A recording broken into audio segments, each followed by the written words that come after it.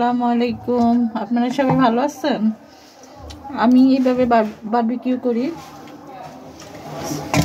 আপনারা তো সবাই যেভাবে করেন সেভাবে করেন। আমি আজকে একটু ভিন্ন রকম বারবিকিউ করতেছি। প্রথমে আমি চিকেনগুলো ভালো করে ওয়াশ করছি। ওয়াশ করে তারপরে গরম পানি হলুদের গুঁড়ো দিয়ে ভালো করে সিদ্ধ করছি। মানে সিদ্ধ হালকা, বেশি করলে ছুটে যাবে, তাই সিম্পলভাবে, কমও না বেশিও না, আমি সিদ্ধ করে নিছি। এখন বারবিকিউর যত মশলা আছে সব দিয়ে দিব। আসসালামু আলাইকুম। আমি টক দই নিছি, আপনারা এই কোম্পানির টক দই নেবেন। এই দেখুন, এখন আমি বারবিকিউর সাথে টক দই দিয়ে দিচ্ছি।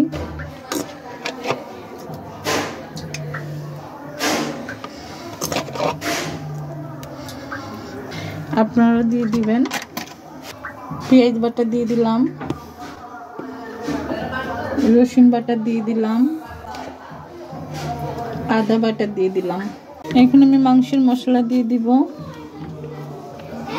ধনিয়ার গুঁড়ো দিয়ে দিব, পাঁচফোড়ন দিয়ে দিব, পরিমাণ মতো মরিচের গুঁড়ো দিয়ে দিব। একটু ঝাল খেলে একটু ঝাল দিবেন। পরিমাণ মতো লবণ দিয়ে দিব, পরিমাণ মতো একটু গুঁড়ো দুধ দিয়ে দিব,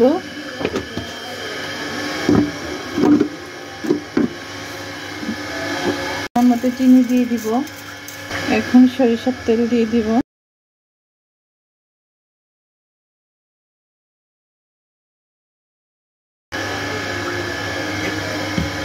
এখন ভালো করে মেখে নিব,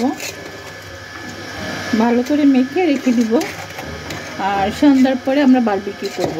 এখন আমি সস দিয়ে দিচ্ছি, বস প্রাণ সস।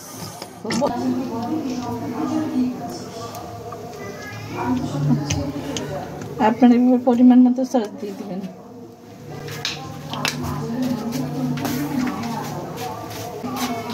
এখন বারবিকিউ সস দিয়ে দিচ্ছি। এই দেখুন, বারবিকিউ সস, সসের বস। এটা ছাড়া বারবিকিউ অপূর্ণতা থাকে। দিয়ে দিলাম, দিয়ে ভালো করে মেখে নিব। Tata, bye bye. এই দেখুন, সুন্দর হয়েছে না?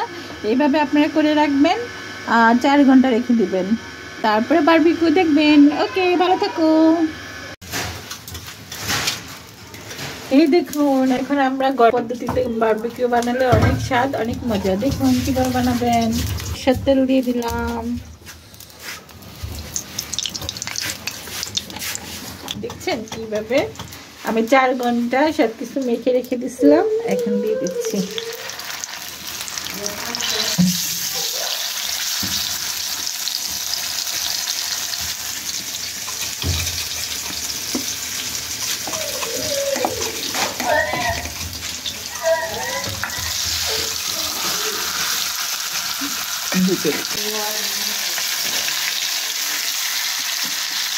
এই দেখুন, বারবিকিউ কালার চলে এসেছে।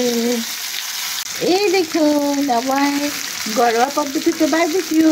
আপনারা এইভাবে বারবিকিউ করবেন। এই দেখুন পরোটা, এইভাবে ভালো করে পরোটা ভেজে বারবিকিউ দিয়ে খাবেন। সুন্দর হয়েছে না?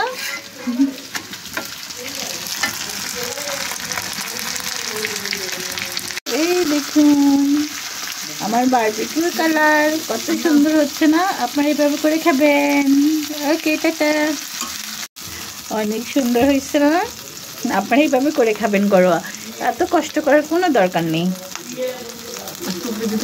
এই দেখুন, এই দেখুন, দেখুন ঘরোয়া পদ্ধতিতে বারবিকিউ অনেক সুন্দর হয়েছে না? আপনারা এইভাবে করে খাবেন।